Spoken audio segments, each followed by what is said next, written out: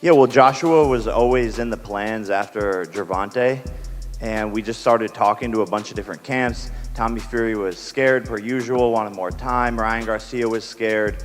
Terrence Crawford said yes, but wanted to do it later next year. I was like, let's get a fight in right now. Anthony Joshua said yes. He was ready in December. Let's run it. I'm gonna break his face. I'm gonna break his body up. I'm gonna stomp all over him. That's my mentality, right? That's a fighter's mentality. And I know what's in my heart. I know what's in my mind. And I'm here to compete. I'm here to prove myself that I'm the better fighter. So I'm looking forward to it, and I'll do that until I finish fighting, no matter who it is.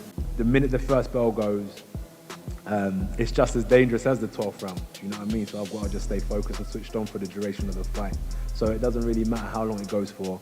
I've just got to be switched on for as long as it lasts. Do you think if you don't knock him out, that's considered a loss for you? Win or lose, if you don't knock him out, do you think that's a loss for you? Are you asking for me, or are you asking for you?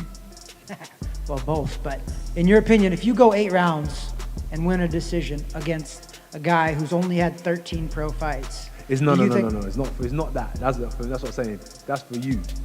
Are you asking for me, or are you asking from your perspective? Yours. I mean, from your perspective. From mine? Yeah, is it a win for you if you just beat him, or do you need to knock him out? I need to knock him out. Okay, cool. For me personally, I'm very durable. I'm gonna come forward and I'm gonna impose myself. I'm gonna land heavy punches, and I'm gonna make sure I'm gonna expose him to certain tricks in boxing that he may not have seen yet, and I'm gonna bring him to another school of boxing that I don't think he's been exposed to yet. So there's a few tricks I have up my sleeve to show Jake December 19th. Yeah, quick, fast, great footwork, big chin, take shots, big heart, lion-hearted, sneaky knockout punches coming. Lots of great work to the body. People underestimate my jab. So, yeah, and I think he says I haven't seen those tricks, but I'm in there with champions, you know, sparring, Shakur, all these people bringing in world champions. So he's got to be ready, and I know he will be, and that's what I like. For sure, neck and neck with Tyson and Buster, right up there. Biggest stage. This will probably be the second most viewed fight in the history of boxing behind me and Tyson, and I'm gonna go in there and win and shock the world. And Anthony, if you win, what does that say? Massive, big news. Big news. That's why I wanted to take this fight, is because I knew the opportunity that it presented in the build-up and the aftermath of a victory as well. So it's a great opportunity for me to announce myself as a dominant figure once again, as I did with Francis Ngannou. Different fighters, but that same mentality, go in there and showcase what you can do. Jake Paul and Anthony Joshua just faced off in a heated press conference before their upcoming fight. Meanwhile, Frank Warren stated that if Anthony Joshua lands a clean punch, it will likely finish the way it does for most opponents, since Joshua is a much larger man with real power. He also mentioned that no one truly knows how well Jake Paul can absorb a hit, but if Joshua connects properly, he will knock him down. I see it going one way. Well, if AJ, listen, I don't know if he takes a shot or not, but he's a bigger man. AJ's got a lot of power. If he catches him, he catches most people. He'll knock them over.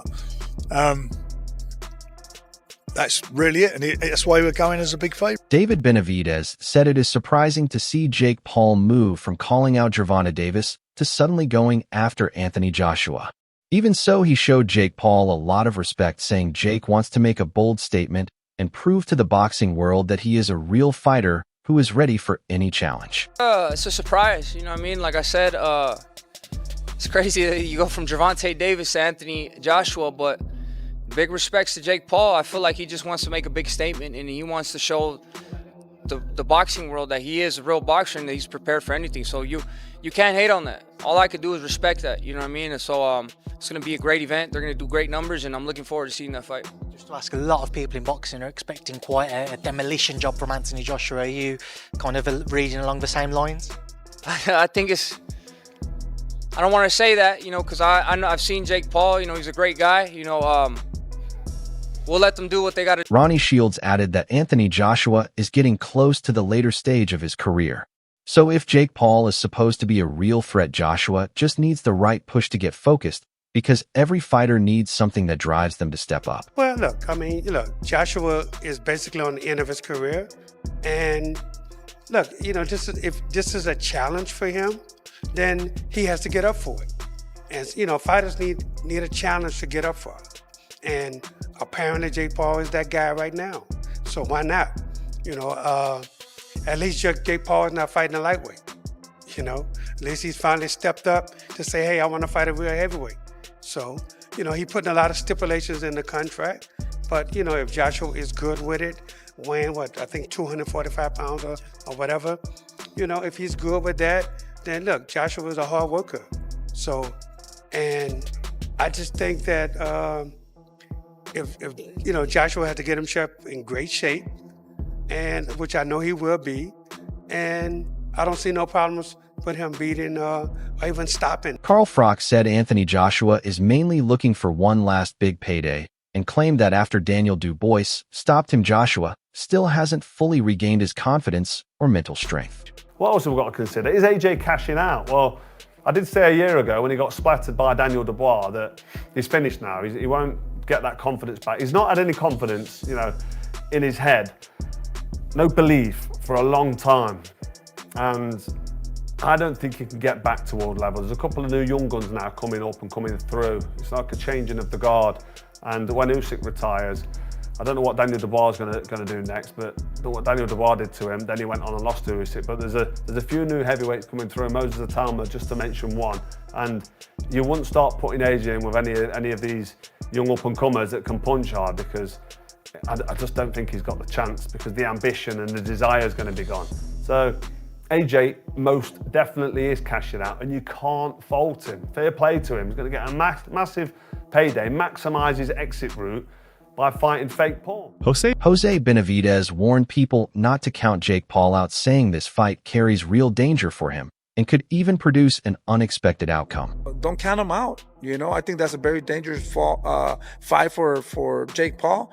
But at the end of the day, we could have a big upset, But I think that AJ is too much for Jake Paul at this point, and he's bigger than Jake Paul, in my opinion. Do you think it's competitive? A lot of people are saying if AJ doesn't get him out of there in 2 rounds, it'll be a huge embarrassment. I don't think that's not the case, that he's gonna get Jake Paul. At the end of the day, Jake Paul has been training hard too, and he's a pretty good fighter.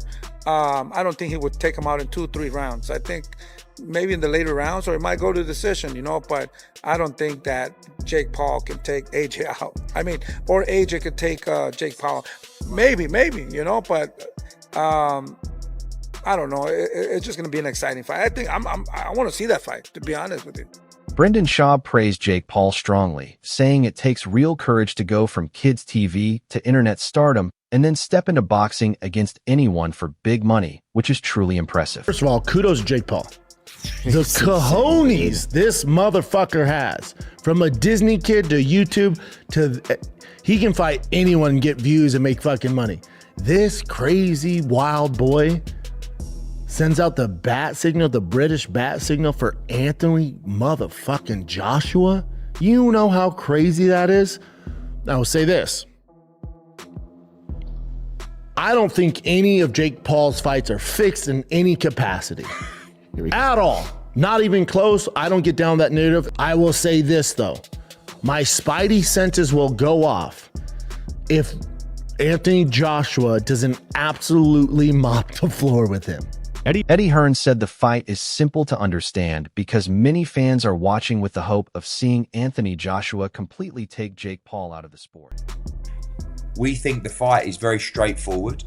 There's a lot of people that are very excited about the thought of Anthony Joshua almost evaporating Jake Paul from the actual boxing world. You have to admire the front of Jake Paul and the heart. He's had criticism about the level of opposition. Now he steps up to a whole new stratosphere. But, for us, they made the offer, of course, financially. It was huge.